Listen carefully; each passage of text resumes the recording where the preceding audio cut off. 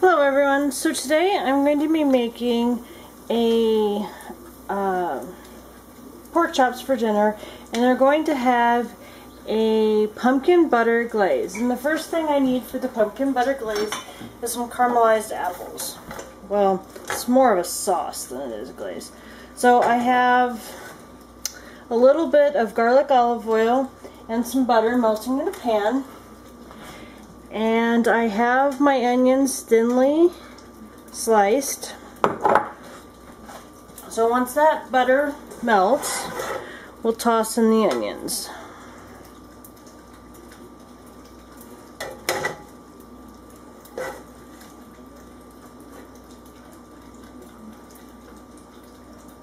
I like to try and make sure I get the fat completely coating the bottom of the pan, so I don't have any sticking issues. Although it is a non-stick pan, it's not like the world's best non-stick pan.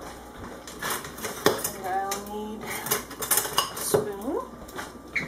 Alright, so we're going to put in our onions. And basically all we're going to do is we're going to kind of toss them in the oil so everything's well coated. Break up the onions a little bit. Alright.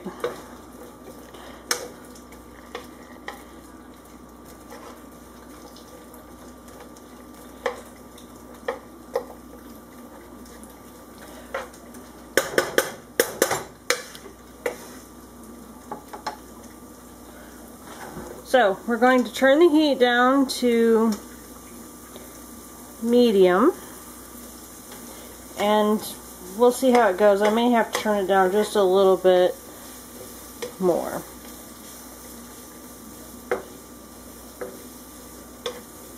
So we're going to let these cook for 10 minutes, and then we'll be back. Okay, it's been 10 minutes, and the onions are nice and soft, and some have started to brown. So we're going to add a little salt and pepper, and we're going to let them cook on medium low for another 15 to 30 minutes. The salt will help pull out the moisture and help them get the way we want. We want them to be nice and brown. They shouldn't actually be crispy. You want them to be really soft. So continue to let them cook, and we will stir them every few minutes. And okay, the onions have been cooking for a few minutes, and you can see they're starting to get a golden color. Now, I didn't have sweet onion on hand, so I just used a regular yellow onion. So to sweeten it up, I'm going to add just a little bit of brown sugar to give it a little bit of a sweeter flavor. I'm going to get that kind of well mixed in. And I'm just going to keep cooking this down. I don't need a lot for my recipe anyway, so it's kind of fun to see how little onion you are left with by the time you get this recipe done. So we'll keep cooking this, and I'll be back when it's done. Okay, so while the onions are finishing cooking, I'm going to start on the side dish. And basically, I've put some potatoes that I've given I've chopped them into bite-sized pieces, and I'm putting them in microwave safe bowl with a little olive oil.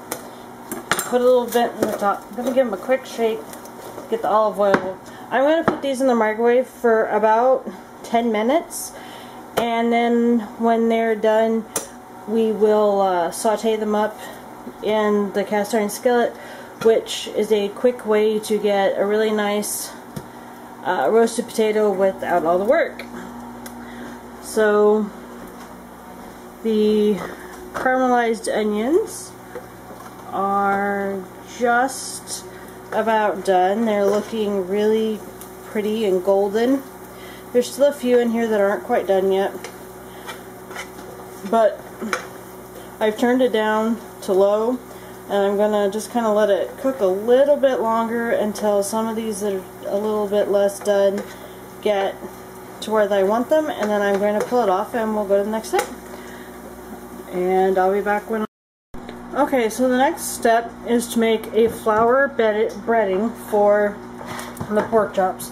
So I'm only cooking 2 pork chops, so I don't need a lot. I'm just going to take probably about 1/2 cup of flour, and that should be more than enough.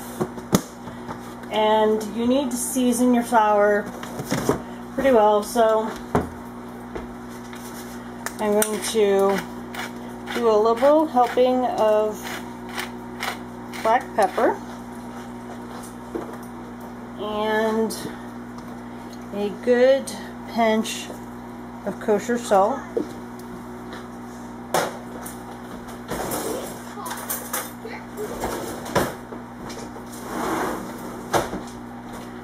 Now, I'm going to stir up the mixture,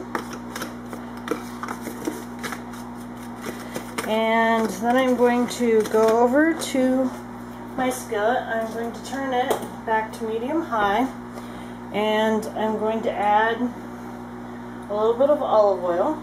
It's the same skillet that I sauteed my onions in, or caramelized my onions in. Now, I'm going to take my pork chop, and I'm just going to dredge it. Now these aren't really thick. If you were doing a thick pork chop, you would need to finish these in the oven, but I think I'm going to be able to cook these just fine on the stovetop. I will put them in a low oven until my husband gets home, because this will probably be done a little bit ahead of when he gets home, but I'd rather err on the side of caution as opposed to anything else. So I'm going to take and put this in the skillet and dredge the other one. So make sure I get a good coating of flour without getting a nice club hand, which thankfully I'm not breading chicken or anything, because let me tell you, that's messy. Alright, so let's take it over here. We'll put it in the skillet, and we're going to let that cook for approximately 2 to 3 minutes on each side until they're nice and golden brown, while I wash my hands, because I don't want to cross-contaminate anything. So, I have the potatoes in the oven, and the caramelized onions are sitting there waiting. I am going to turn on my oven to actually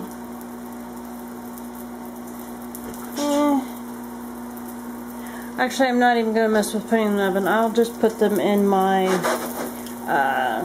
George Foreman-ish style grill right before my husband gets home, so that they're just warmed back up when they're done. Because 2 minutes on each side will probably cook those quite nicely. So, I will be back when I'm ready. Okay, so it's been a few minutes, and as you can see, the pork chops are starting to get nice and brown. So we're going to flip them over. Oh, and let's rotate them a little bit. That one looks a little bit darker. And we're going to let them cook for another 2 minutes.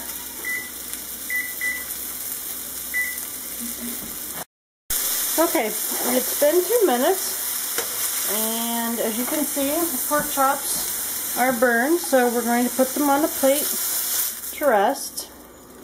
And we are going to turn the heat down, because I don't need it that hot. Now, I'm going to put about a cup of chicken stock, homemade chicken stock, in the pan to start the glazing process.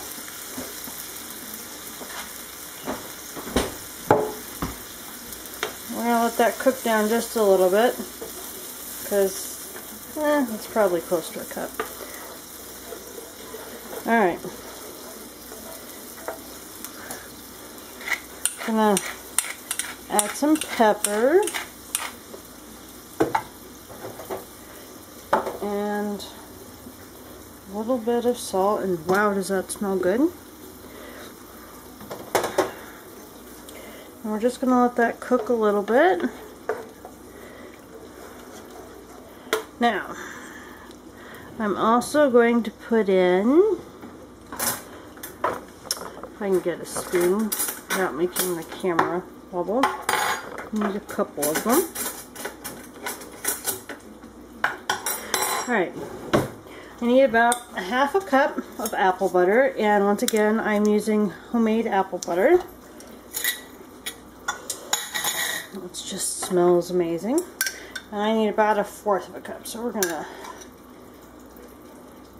that looks good. That stuff is seriously good. And then I need about a tablespoon of mustard. Now, you can use whatever mustard you like, but I happen to have a roasted garlic mustard that I made, and that's what I'm going to add. So I'm going to stir this up, and I'm going to let it cook down a little bit.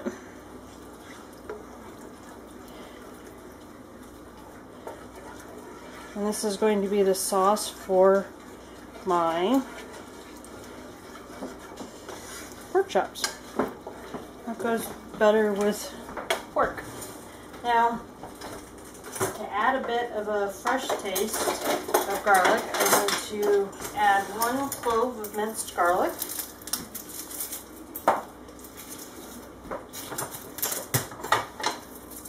Once I get it peeled.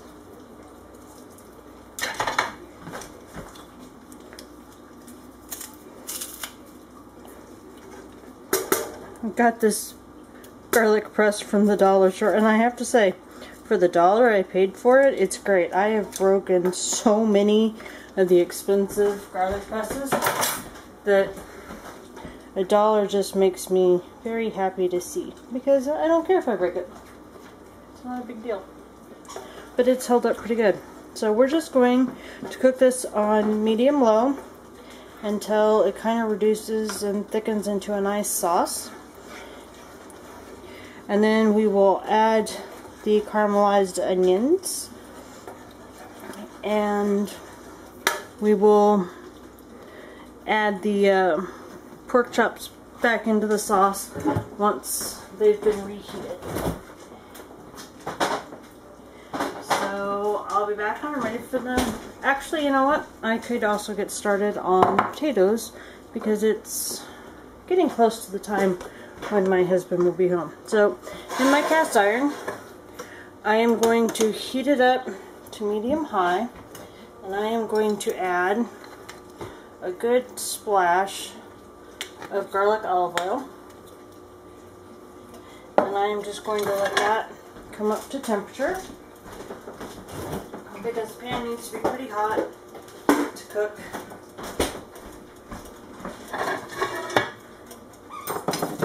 The potatoes.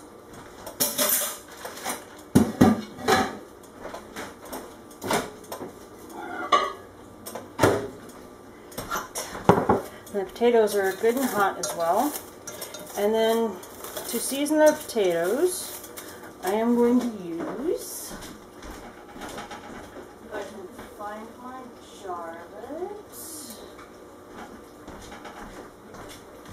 Unfortunately, I have so many different spices, I have to look for 3 different spots when I want something. But when I find it, I'm going to use herbs de Provence. There they are. So my husband got this for me on Amazon, and I am loving it. It is one of the few bottles of herbs de Provence that doesn't have salt in it. If I can get it to focus. Doesn't have salt, and it does have the lavender, which is actually really hard to find. It was also a huge jar of it, and it's really good. And herbs de Provence is a very old mix of herbs that is just, it's a classic. You can't go wrong really with it on potatoes and chicken and that type of thing. So we're going to get the oil all over the pan. And then we are going to put potatoes in here. And this and that sizzle is exactly the same here. Put them all in there. Spread them out. Now in reality, all I'm looking for is some browning, because these have already been cooked in the microwave for the 10 minutes, so all I'm trying to do is brown them. So you want it piping hot, and you need to be careful, or when you're stirring them you'll pull them apart.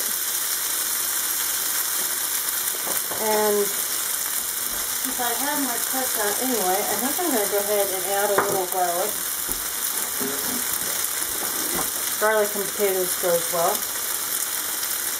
And I'm just going to take a couple cloves and put them through my garlic press. I'll do one now, and I'll do one closer to the end, so you get that nice fresh hit of garlic. So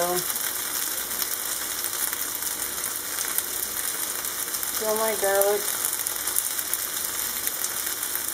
all peeled.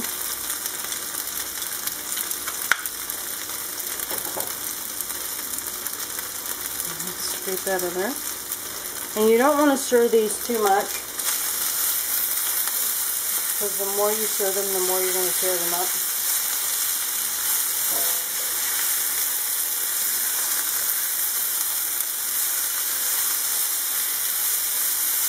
As you can see, they're already getting nice and brown. And I actually think I'm going to add just a little bit more of the herbs de Provence.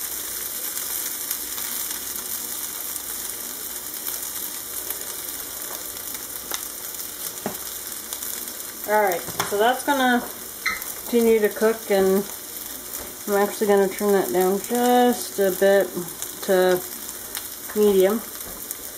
And the sauce is starting to thicken a little bit, but it still needs to reduce a bit more, because that's still a little too runny for what I want. So I'm going to continue cooking these two items, and I'll...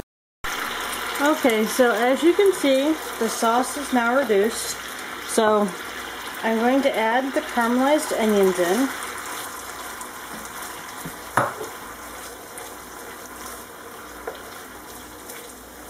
And stir those around a little bit. And then I'm going to take the pork chops, which are nice and brown. I'm going to set them in here, and it will be ready to serve when my husband gets home. I hope you enjoyed, and thanks for